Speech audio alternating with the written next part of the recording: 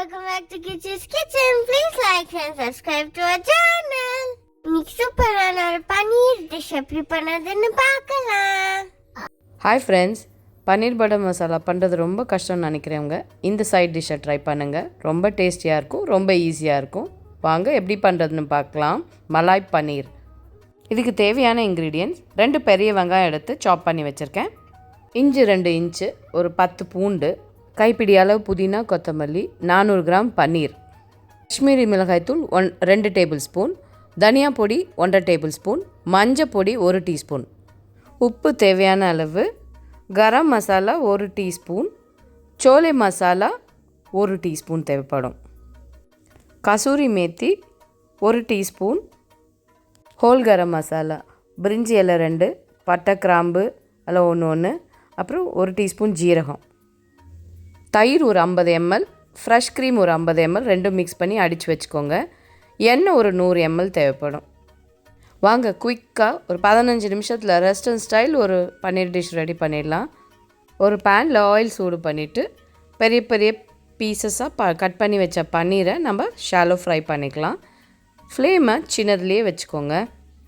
Fry பண்ணும்போது கொஞ்சமாக மிளகாய் பொடி தூவி விடுங்க, அது கலர் பார்க்குறதுக்கு ரொம்ப நல்லாயிருக்கும். இப்போ எல்லா சைடும் குக் ஆன பிறகு இந்த பன்னீரை தனியாக எடுத்து வச்சுருங்க. ரொம்ப நேரம் குக் பண்ணாதீங்க, பன்னீர் ரப்பர் மாதிரி ஆகிடும். வேறு ஒரு பாத்திரத்தில் ஆயில் சூடு பண்ணிக்கோங்க நம்ம தாளிக்கிறதுக்கு. அதுக்கப்புறம் ஆயில் சூடானவுடனே ஹோல் கரம் மசாலா போட்டு தாளிச்சிக்கோங்க. அதுக்கப்புறம் கட் பண்ணி வச்சுருக்க வெங்காயத்தை போட்டு கொஞ்சம் வதக்குங்க. ஆயில் கூடவே 1 டேபிள் ஸ்பூன் கீயும் சேர்த்துக்கோங்க டேஸ்ட்டுக்கு. இஞ்சி பூண்டை நம்ம இடித்து தான் போட போகிறோம். இடித்து போட்டால் அதோட டேஸ்ட்டே நல்லாயிருக்கும். நம்ம பேஸ்ட் போடுறதோட இடித்து போடுறது தான் ரொம்ப நல்லாயிருக்கும். இப்போது வெங்காயம் கண்ணாடி பதம் வந்த பிறகு நம்ம இடித்து வச்சுருக்க இஞ்சும் பூண்டையும் இதில் சேர்த்துக்கலாம்.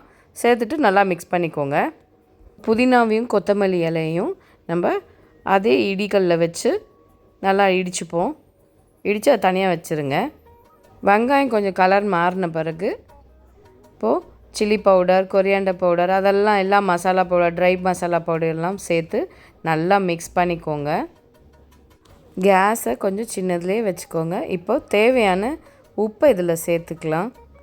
அதுக்கப்புறம் இடித்து வச்சுருக்க புதினா கொத்தமல்லி இலையும் போட்டு நல்லா மிக்ஸ் பண்ணிக்கோங்க. அடி பிடிக்காமல் இருக்கிறதுக்கு கொஞ்சம் தண்ணி நல்லா தெளித்து மிக்ஸ் பண்ணிவிட்டு அப்புறம் அடித்து வச்சுருக்க தயிரும் க்ரீமையும் இதில் போட்டு நல்லா மிக்ஸ் பண்ணிக்கோங்க. இந்த ஸ்டேஜில் நீங்கள் சுடு தண்ணி கொஞ்சம் வெதன்னு இருக்க தண்ணியை இதில் மிக்ஸ் பண்ணி கிரேவியோட கன்சிஸ்டன்சியை அட்ஜஸ்ட் பண்ணி குக் பண்ணுங்கள். ஆயில் தனியாக பிரிஞ்சு வர வரைக்கும் இதை நீங்கள் குக் பண்ணணும். இந்த ஸ்டேஜில் ஃப்ரை பண்ணி வச்சுருக்க பன்னீரை சேர்த்துட்டு ஒரு 2-3 நிமிஷம் நீங்கள் குக் பண்ணுங்கள்.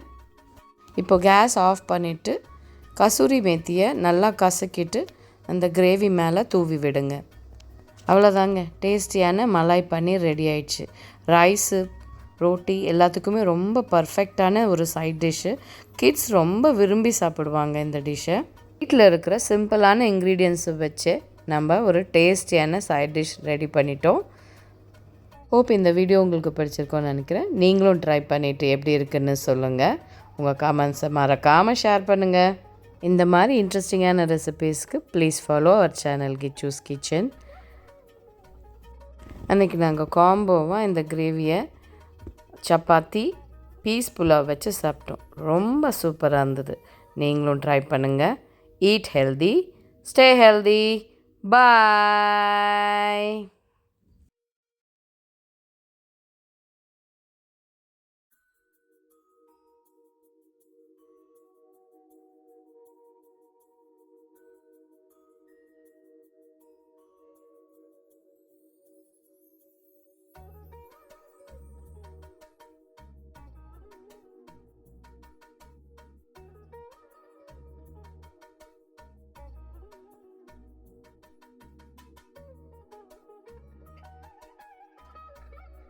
ரொம்ப டேஸ்டியாவே இருந்தது ஃப்ரெண்ட்ஸ். உங்களுக்கு இந்த வீடியோ பிடிச்சிருந்தா லைக் பண்ணுங்க, ஷேர் பண்ணுங்க, சப்ஸ்கிரைப் பண்ணுங்க. Bye. Healthy, stay healthy. By.